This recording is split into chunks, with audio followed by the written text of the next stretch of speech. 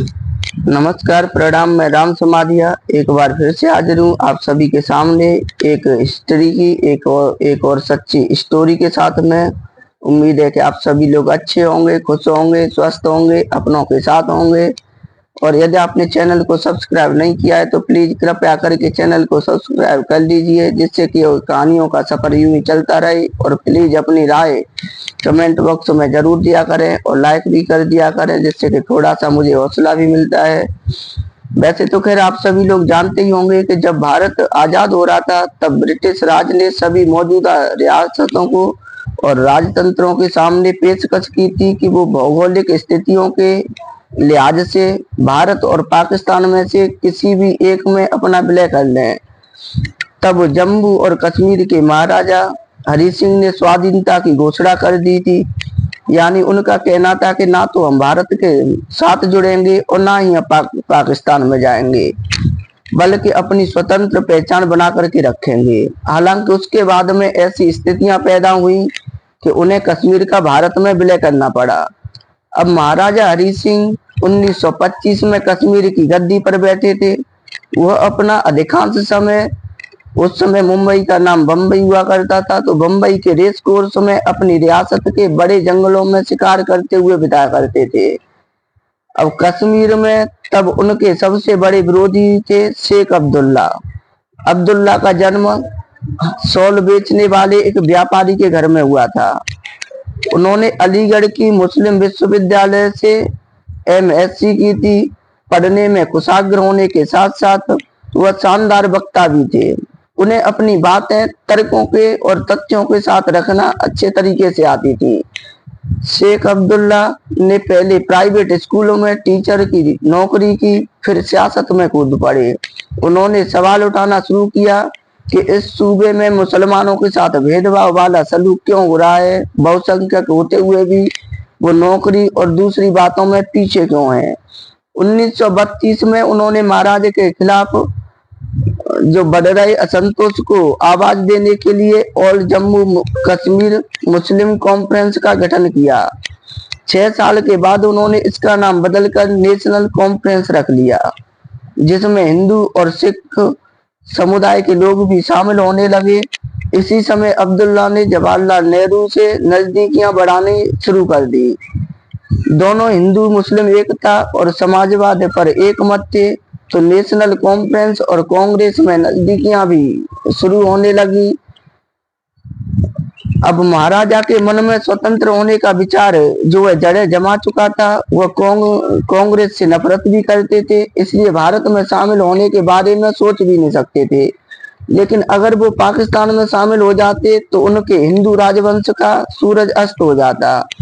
अब इसी वजह से सितंबर 1947 के आसपास खबरें मिलने लगी कि पाकिस्तान बड़ी संख्या में कश्मीर में घुसपैठियों को भेजना चाहता है।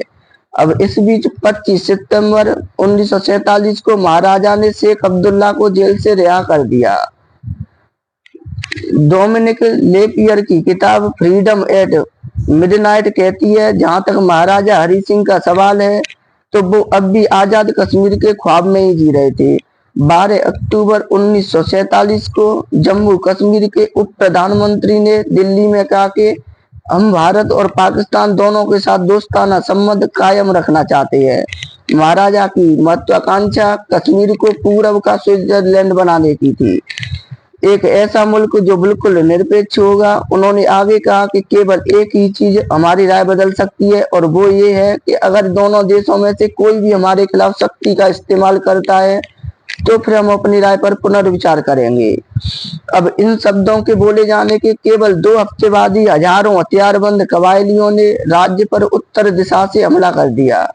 अब 22 अक्टूबर को वो उत्तर पश्चिमी सीमा प्रांत और कश्मीर के बीच की सरहद को पार कर गए और तेजी से राजधानी श्रीनगर की ओर बढ़े। अब इन हमलावरों में ज्यादातर जो थे वो पठान थे, जो उस इलाके से आए थे जो अब पाकिस्तान का हिस्सा बन गया है, यानी कि पाक अधिकृत कश्मीर। अब इन कबायली विद्रोहियों ने बारामूला में बड़ा उत्पात मचाया और लूटपाट भी की। और यही नहीं, इन्होंने ऐसी शर्मनाक घटनाओं को अंजाम दिया जिसमें इन्होंने महिलाओं और लड़कियों के साथ दुष्कर्म किया। बीपी मेनन ने अपनी किताब पॉलिटिकल इंटीग्रेशन ऑफ इंडिया में लिखा। 24 अक्टूबर को महाराजा ने भारत सरकार को सैनिक सहायता का संदेश भेजा। अब अगले ही दिन दिल्ली में भारत की सुरक्षा समिति की बैठक हुई। डीपी मेनन को जहाज से तुरंत श्रीनगर के लिए जो है रवाना किया गया।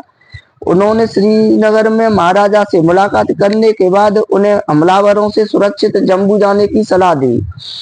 अब नेहरू पाकिस्तान के कबायलियों से मुकाबला करने के लिए भारतीय सेना को फौरन कश्मीर भेजना चाहते थे, लेकिन माउंटबेटन ने उन्हें ऐसा करने से मना कर दिया। उन्होंने महाराजा से पहले विलय के कागजों पर दस्तखत करा लेने को कहा। उनका साफ कहना था कि बिना कानूनी विलय के वह ब्रिटिश अफसरों को भारतीय सेना के साथ नहीं जाने देंगे। अब 26 अक्टूबर को जीपी मेनन को जम्मू के महाराजा के पास फिर से भेजा गया और वहां मेनन ने उनसे विलय पत्र पर दस्तखत कराए और दिल्ली आ गए। अब जैसे ही ये कानूनी कार्यवाही पूरी हुई, नई दिल्ली ने माउंटबेटन की हिचकिचाहट की परवाह किए बगैर भारतीय सैनिकों से भरे विमान श्रीनगर भेजना शुरू कर दिए। फिर तब तक हमलावर श्रीनगर से कुछ ही दूरी पर रह गए थे। जब भारतीय जवानों का पहला जत्था श्रीनगर के हवाई अड्डे पर पहुंचा तो हमलावर हवाई अड्डे की सरहद तक पहुंच चुके थे। अगर कबायलियों ने बारामूला में लूटपाट और औरतों के साथ दुष्कर्म में समय बर्बाद नहीं किया होता तो हवाई अड्डे पर कब्जा कर चुके होते और भारतीय विमानों का वहां पर उतरना मुश्किल हो जाता। खैर, इसके बाद में भारत ने उरी तक के क्षेत्र से कबायलियों को खदेड़ते हुए इसे अपने कब्जे में ले लिया। अब कश्मीर को लेकर दोनों देशों में तनातनी चरम पर थी। ये तब तक जारी रही जब पाकिस्तान के प्रधानमंत्री लियाकत अली संयुक्त सुरक्षा समिति की बैठक में भाग लेने के लिए दिल्ली आए थे। वह नेहरू इस बात पर सहमत हो गए कि पाकिस्तान कबायलियों को लड़ाई बंद करके जल्दी से जल्दी वापस लौटने के लिए कहेगा। भारत भी अपनी ज्यादातर सेनाएं हटा लेगा और संयुक्त राष्ट्र को जनमत संग्रह के लिए एक कमीशन भेजने के लिए कहा जाएगा। अब ये एक बड़ी भूल साबित हुई। माउंटबेटन की सलाह से ही भारत इस मामले को संयुक्त राष्ट्र में लेके गया। अब ये सेम वही गलती यहाँ पे नेहरू जी से हो गई जो उन्होंने माउंटबेटन के बोलने पर जूनागढ़ की रियासत को भारत में विलय करने के दौरान की थी। खैर, बहुत से भारतीय नेता इस मामले को संयुक्त राष्ट्र में ले जाने के पक्ष में नहीं थे, क्योंकि उन्हें आशंका थी कि ब्रिटेन पाकिस्तान का साथ देगा, और हुआ भी यही। अमेरिका और ब्रिटेन ने मिलकर कश्मीर में अब्दुल्ला सरकार को हटाए जाने और जनमत संग्रह होने तक कश्मीर को संयुक्त राष्ट्र के नियंत्रण में जाने की मांग की। और संयुक्त राष्ट्र के नियंत्रण में जाने का मतलब था कि ब्रिटेन और अमेरिका का सीधा सीधा हस्तक्षेप और उनके कंट्रोल में कश्मीर का आ जाना। अब भारत में विलय के बाद जम्मू कश्मीर के महाराजा हरि सिंह ने तत्कालीन प्रधानमंत्री जवाहरलाल नेहरू से जम्मू कश्मीर के राजनीतिक संबंध को लेकर के बातचीत की। इसी के तहत राज्य के संवैधानिक प्रमुख के रूप में बरकरार रही, लेकिन शेख अब्दुल्ला का आपातकालीन प्रशासक के पद पर नियुक्त कर राज्य में सरकार चलाने की जिम्मेदारी उन्हें दे दी गई। अब इसके बाद उन्हें 5 मार्च 1948 को राज्य का अंतरिम प्रधानमंत्री नियुक्त किया गया। ये एक और गलती थी। अब इस मीटिंग के नतीजे के बाद में संविधान के अंदर आर्टिकल 370 को जोड़ दिया गया। अब आर्टिकल 370 जम्मू कश्मीर को विशेष अधिकार देता था। इसके तुरंत बाद राष्ट्रपति राजेंद्र प्रसाद ने राज्य में 35A लगाने की अनुमति दे दी। अब 1954 में जम्मू कश्मीर का अलग से संविधान बना। इसके बाद धीरे धीरे कश्मीर से राजवंश गायब होता चला गया। राजमोहन गांधी की किताब पटेल ए लाइफ में कश्मीर के तत्कालीन युवराज कर्ण सिंह के हवाले से कहा गया था कि नेहरू जी ने ये सरदार पटेल पर छोड़ दिया था कि वो मेरे पिता को कैसे कश्मीर से हटाते हैं। 29 अप्रैल 1949 को हमने सरदार पटेल के घर पर साथ में भोजन किया। फिर डिनर के बाद सरदार ने मेरे पेरेंट्स को लेकर अलग कमरे में चले गए। जब वो लौटे तो चेहरा फीका पड़ा हुआ था और माँ अपने आंसू रोकने की असफल कोशिशें कर रही थी। करण सिंह का कहना था कि सरदार पटेल जी ने पिताजी से विनम्रता लेकिन दृढ़ता से कहा कि उन्हें कुछ महीनों के लिए कश्मीर से बाहर जाना चाहिए। पटेल की बातें सुनकर पिताजी अवाक रह गए, लेकिन पटेल का चेहरा सख्त था।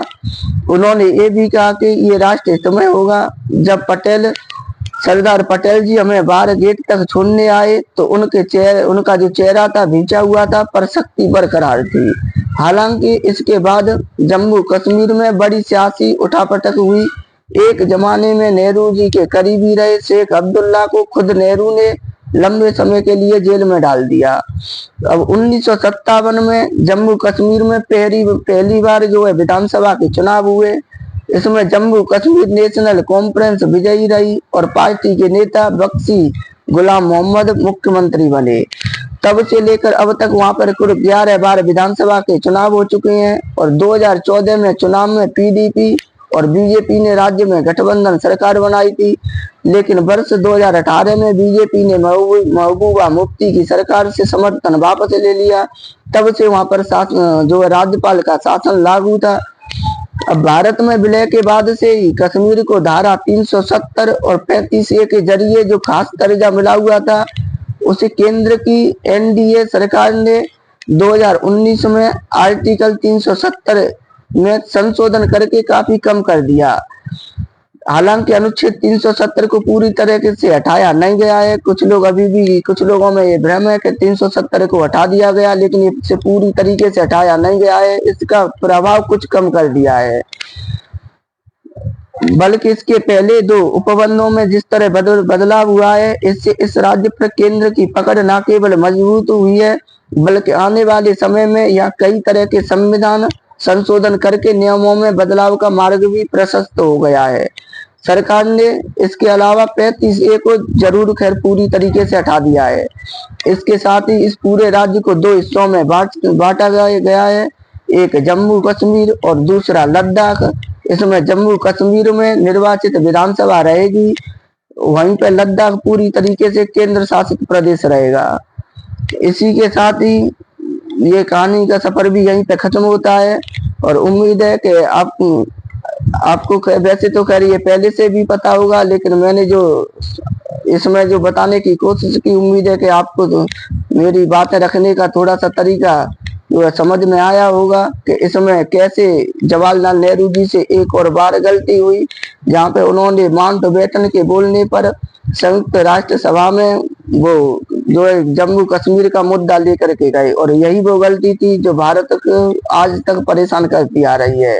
उसके बाद में 370 और 35A का वहां पर आना और कश्मीर का अलग से जो है संविधान बनना और वहां पर एक अंतरिम प्रधानमंत्री बनना, इसी की वजह से ही कहीं ना कहीं कश्मीर पर हमारी आज तक पकड़ पूरी तरीके से नहीं हो पाई थी। खैर 370 और 35A के बाद में अभी खैर वहां पर हालात बहुत हद तक सामान्य हो चुके हैं। तो फिर से मिलते हैं इसी के साथ ही एक और किसी ऐसी सच्ची घटना के साथ में। तब तक के लिए आप अपना और अपनों का ख्याल रखिए, मिलजुल के रहिए, देश का ख्याल रखिए। जय हिंद, जय भारत।